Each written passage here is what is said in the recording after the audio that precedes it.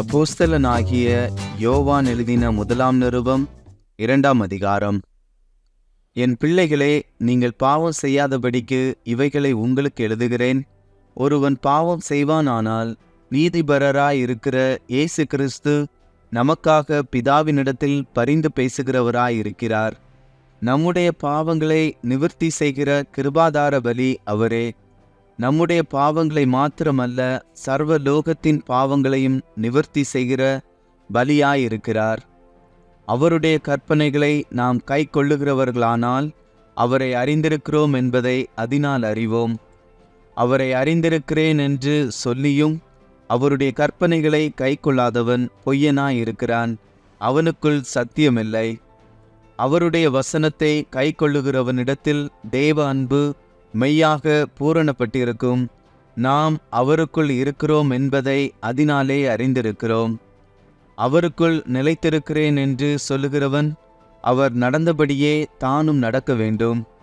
சகோதரரே, நான் உங்களுக்கு புதிய கற்பனையை அல்ல, ஆதி முதல் நீங்கள் பெற்றிருக்கிற பழைய கற்பனையையே எழுதுகிறேன். அந்த பழைய கற்பனை நீங்கள் ஆதி முதல் கேட்டிருக்கிற வசனம்தானே. மேலும் நான் புதிய கற்பனையையும் உங்களுக்கு எழுதுகிறேன். இது அவருக்குள்ளும் உங்களுக்குள்ளும் மெய்யாயிருக்கிறது.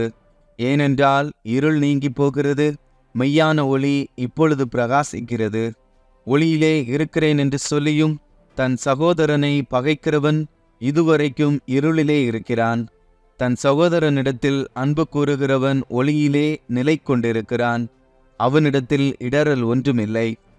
தன் சகோதரனை பகைக்கிறவன் இருளிலே இருந்து இருளிலே நடக்கிறான். இருளானது அவன் கண்களை குருடாக்கினபடியால் தான் போகும் இடம் இன்னதென்று அறியாதிருக்கிறான். பிள்ளைகளே, அவருடைய நாமத்து நிமித்தம் உங்கள் பாவங்கள் மன்னிக்கப்பட்டிருக்கிறதினால் உங்களுக்கு எழுதுகிறேன். பிதாக்களே, ஆதி முதலிருக்கிறவரை நீங்கள் அறிந்திருக்கிறதினால் உங்களுக்கு எழுதுகிறேன். வாலிபரே, பொல்லாங்கனை நீங்கள் ஜெயித்ததினால் உங்களுக்கு எழுதுகிறேன். பிள்ளைகளே, நீங்கள் பிதாவை அறிந்திருக்கிறதினால் உங்களுக்கு எழுதுகிறேன். பிதாக்களே, ஆதி முதல் இருக்கிறவரை நீங்கள் அறிந்திருக்கிறதினால் உங்களுக்கு எழுதியிருக்கிறேன். வாலிபரே, நீங்கள் பலவான்களாய் இருக்கிறதினாலும் தேவ வசனம் உங்களில் நிலைத்திருக்கிறதினாலும் நீங்கள் பொல்லாங்கனை ஜெயித்ததினாலும் உங்களுக்கு எழுதியிருக்கிறேன். உலகத்திலும் உலகத்தில் உள்ளவைகளிலும் அன்பு கூறாதிருங்கள். ஒருவன் உலகத்தில் அன்பு கூர்ந்தால் அவனிடத்தில் பிதாவின் அன்பில்லை. ஏனெனில் மாம்சத்தின் இச்சையும் கண்களின் இச்சையும் ஜீவனத்தின் பெருமையுமாகிய உலகத்தில் உள்ளவைகளெல்லாம் பிதாவினால் உண்டானவைகள் அல்ல, அவைகள் உலகத்தினால் உண்டானவைகள். உலகமும் அதன் இச்சையும் ஒளிந்து போ, தேவனுடைய சித்தத்தின்படி செய்கிறவனோ என்றென்றைக்கும் நிலைத்திருப்பான். பிள்ளைகளே, இது கடைசி காலமாயிருக்கிறது. அந்தி கிறிஸ்து வருகிறான் என்று நீங்கள் கேள்விப்பட்டபடி இப்பொழுதும் அநேக அந்தி கிறிஸ்துகள் இருக்கிறார்கள். அதனாலே இது கடைசி காலம் என்று அறிகிறோம். அவர்கள் நம்மை விட்டு பிரிந்து போனார்கள், ஆகிலும் அவர்கள் நம்முடையவர்களாய் இருக்கவில்லை. நம்முடையவர்களாய் இருந்தார்களானால் நம்முடனே நிலைத்திருப்பார்களே. எல்லாரும் நம்முடையவர்கள் அல்லவென்று வெளியாகும்படிக்கே பிரிந்து போனார்கள்.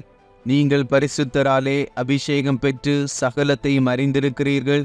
சத்தியத்தை நீங்கள் அறியாததினால் அல்ல, நீங்கள் சத்தியத்தை அறிந்திருக்கிறதினாலும் சத்தியத்தினால் ஒரு பொய்யும் உண்டாயிராதென்பதை நீங்கள் அறிந்திருக்கிறதினாலும் உங்களுக்கு எழுதியிருக்கிறேன். இயேசுவை கிறிஸ்து அல்ல என்று மறுதலிக்கிறவனே அல்லாமல் வேறே யார் பொய்யன்? பிதாவையும் குமாரனையும் மறுதலிக்கிறவனே அந்தி கிறிஸ்து.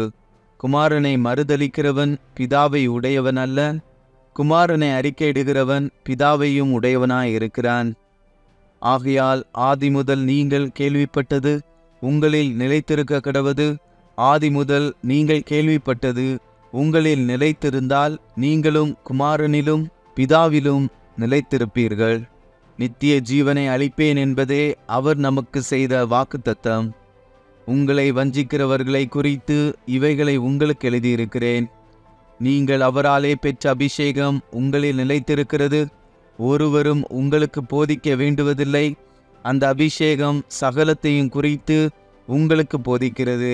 அது சத்தியமாயிருக்கிறது, பொய்யல்ல. அது உங்களுக்கு போதித்தபடியே அவரில் நிலைத்திருப்பீர்களாக. இப்படி இருக்க பிள்ளைகளே, அவர் வெளிப்படும் போது நாம் அவர் வருகையில் அவருக்கு முன்பாக வெட்கப்பட்டு போகாமல் தைரியமுள்ளவர்களாய் இருக்கும்படிக்கு அவரில் நிலைத்திருங்கள். அவர் நீதியுள்ளவராய் இருக்கிறார் என்று உங்களுக்கு தெரிந்திருப்பதினால் நீதியை செய்கிறவன் எவனும் அவரில் பிறந்தவன் என்று அறிந்திருக்கிறீர்கள்.